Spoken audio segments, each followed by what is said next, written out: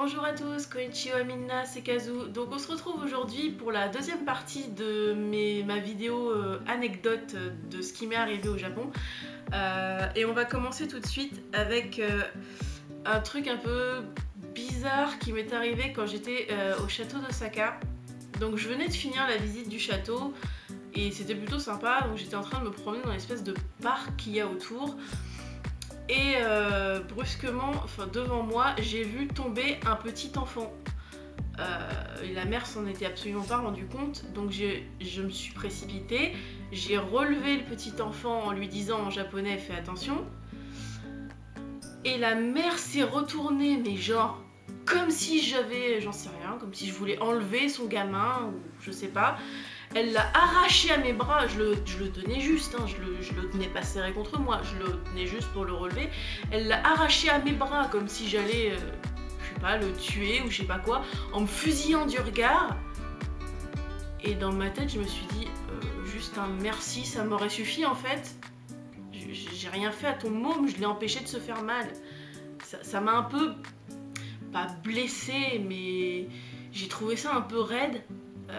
Je venais quand même de l'aider, elle m'avait rien demandé mais je venais quand même de l'aider, enfin d'aider son gamin, et l'avoir réagir comme ça m'a un peu, ouais, ça m'a un peu vexée quelque part.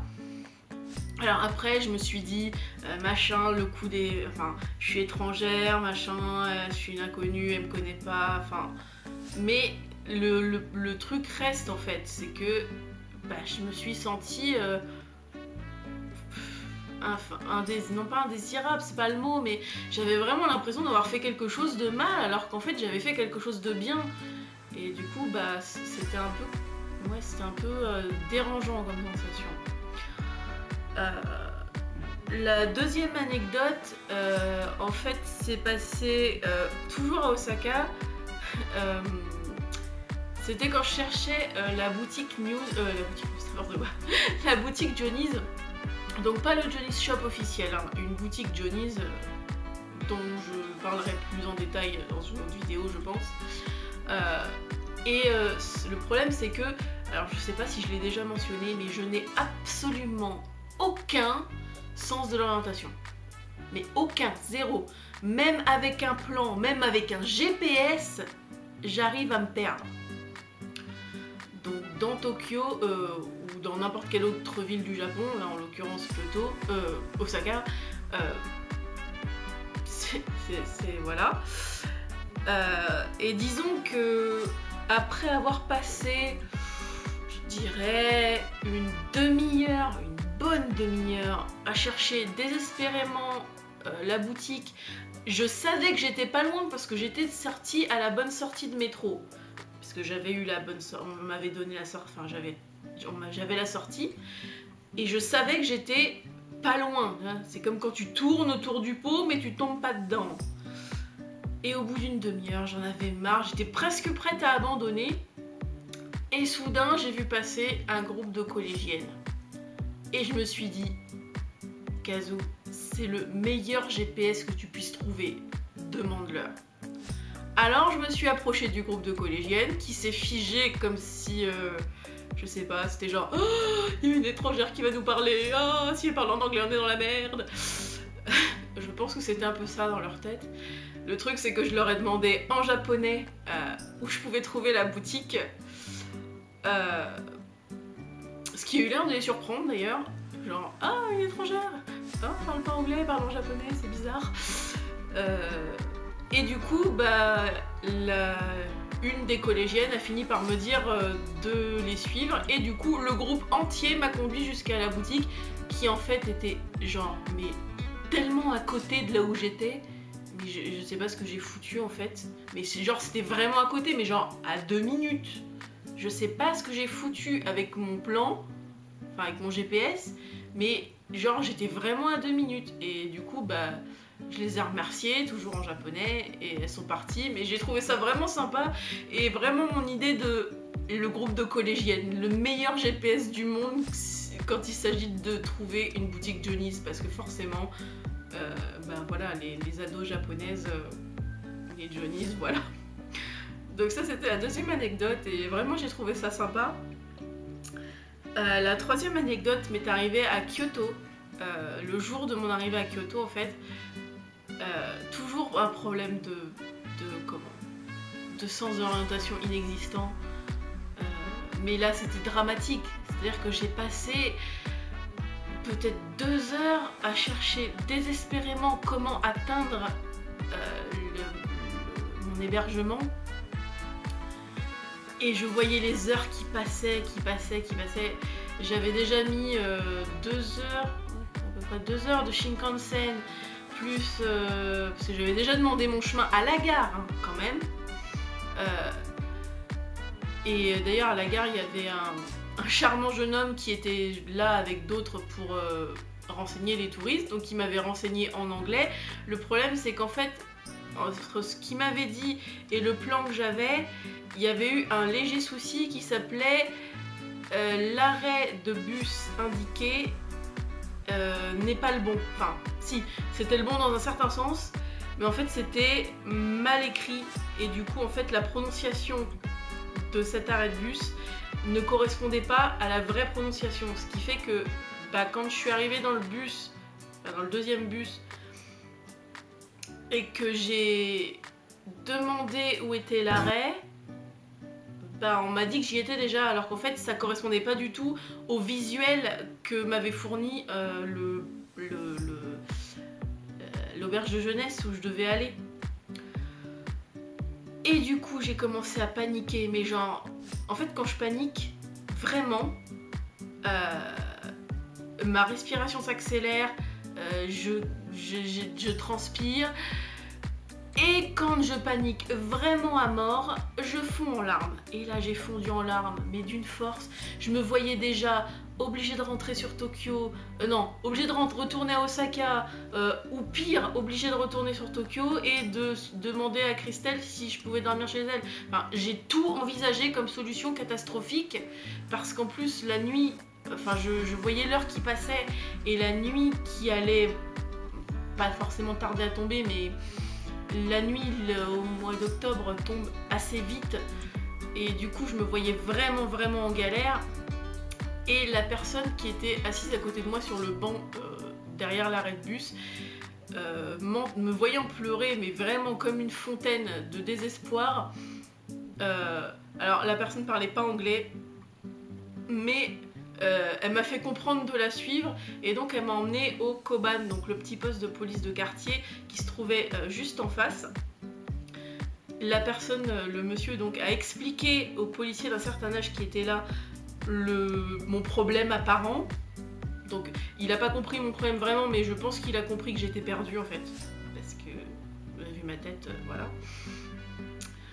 Et en fait le truc c'est que tout ce que j'avais sur moi c'était un petit plan très vague, j'avais à peu près comment dire, j'avais la station de bus, l'arrêt de bus, et donc je lui ai expliqué comme je pouvais, pas en japonais parce que mon japonais ne me permettait pas de lui expliquer, mais en anglais basique. Apparemment, il a quand même compris mon anglais basique. Il a sorti un giga plan du quartier, mais genre un livret comme ça, qu'il a ouvert. Il a déchiffré comme il pouvait l'adresse de l'auberge de jeunesse qui était pourtant écrite en romaji, parce que j'ai eu beau chercher sur internet tout ce que je voulais, j'ai pas réussi à la trouver écrite en japonais. Et il a compris, je ne sais pas par quel miracle, de ce que je cherchais et où c'était. Il m'a fait un plan hyper simple au dos de mon papier en me donnant l'arrêt de bus. Donc je l'ai beaucoup remercié. Je suis sortie, je suis allée prendre le bus.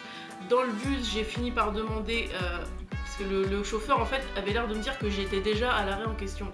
Et c'est tout simplement parce qu'en fait, comme je disais au début de mon récit, l'arrêt en question ne se prononçait pas du tout comme il était écrit. C'est bizarre comme... Enfin bref. Et du coup, des passagers ont fini par me dire que c'était genre, je sais plus, 3 arrêts après. Donc j'étais techniquement pas loin, mais bon, j'y étais pas. Et en sortant du bus, effectivement, j'ai reconnu les bâtiments qui étaient indiqués sur le plan photo fourni par l'hébergement. Ça a été vraiment, mais je crois que ça a été la plus grosse panique que j'ai vécue en deux voyages au Japon. C'était vraiment trouver l'hébergement à Kyoto, c'était une galère absolue. J'ai cru que je m'en sortirais jamais. Donc encore une fois, je remercie infiniment, même 9 mois après, le gentil policier du Koban de Kyoto, parce que vraiment sans lui, je m'en serais pas sortie. Et la dernière anecdote était encore à Kyoto. En fait, je venais de sortir un soir pour aller chercher de quoi manger au combini, qui était genre pas loin du tout, il était genre au bout de la rue où il y avait l'auberge de jeunesse. Et à un moment donné, je sais plus, enfin, je m'approche d'un frigo et je sais pas, c'était l'heure où les salariés vont chercher aussi au combini ce qu'ils ont besoin de manger. Et au moment où je m'approche du frigo, un salarié qui devait, je sais pas, il devait faire une tête de plus que moi et enfin, je veux dire, ma carrure était ridicule à côté de la sienne, mais il a tourné la tête vers moi, genre effrayé, il a reculé de 2 pas, genre elle va m'agresser. J'ai pas compris. Dans ma tête, je me suis dit, mais mec, regarde, tu es un homme, tu es plus grand que moi, pourquoi tu flippes? Enfin, pourquoi t'as l'air flippé? C'est parce que t'as peur que je te demande un truc en anglais ou je sais pas, ça m'était déjà arrivé avec le gamin dont je vous ai parlé à la précédente vidéo, avec la mère du gamin. Mais je pensais pas avec... Enfin, c'était pour un gamin, donc à la limite j'aurais pu comprendre l'inquiétude, je pouvais comprendre l'inquiétude. Mais là, c'était un adulte, un homme adulte, et il a eu l'air flippé juste que je sois à côté de lui. Je lui ai même pas parlé, j'avais même pas besoin de lui parler. Mais juste le fait que je sois à côté de lui, j'ai eu l'impression qu'il avait flippé. Alors c'est une impression, peut-être que c'était pas le cas, mais la façon dont il a réagi, ça m'a donné vraiment cette impression. Et je me suis dit, mais à un moment donné, enfin, je sais pas, j'ai trouvé ça vraiment bizarre comme réaction. Du coup, ça m'a un peu refroidi, je me suis un peu grouillée de faire mes courses et de sortir, parce que je me suis dit, s'ils réagissent tous comme ça, vu qu'ils étaient plusieurs dans le magasin, s'ils réagissent tous comme ça, ça va pas être sympa, quoi. Donc je me suis grouillée de finir mes courses et de sortir, mais voilà. Donc ça prouve quand même que malgré tout, même s'il y a beaucoup de touristes au Japon, ils restent quand même vraiment très frileux avec les étrangers. Et on sent... Enfin, moi je me suis sentie pas vraiment indésirable, c'est pas le mot, mais mal à l'aise. Voilà, c'est le mot. Que ce soit avec la dame et son enfant à Osaka, ou avec le salaryman là à Kyoto, je me suis sentie mal à l'aise de provoquer autant de méfiance pour rien du tout en somme. Donc voilà, c'était les petites anecdotes que je voulais vous faire partager à propos de mon voyage au Japon.